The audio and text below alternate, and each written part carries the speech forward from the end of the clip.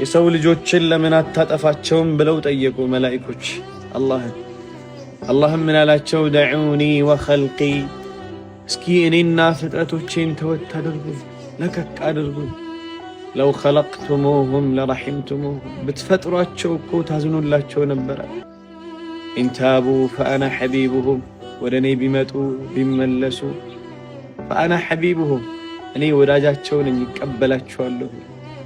ወኢን ለም የቱቡ ፈአና ጠቢቡሁም፣ ቢዘገዩ ባይመጡ እኔን ይቅርታ ባይጠይቁኝ መፍትሄ ፈልግላቸዋለሁኝ፣ ዝም ብዬ አልቀመጥም። አንድ ዓሊም እየሞቱ አለቀሱ ይባል።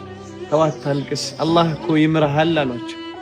ወኸጀለ ወኢን ዐፋ፣ እሱማ የሚያስፈራኝ ከማረኝማ ችግሩ እፍረቱ መቼ ያስቀምጠኛል። አላህ ማለት አይቸኮል አይዘገይ መሃሪ ጌታ እኮ። እውነትም ቃላቶች አላህን ለመግለጽ ያጥራል፣ ቀለማቶች ይደርቃሉ። ሱብሓነላህ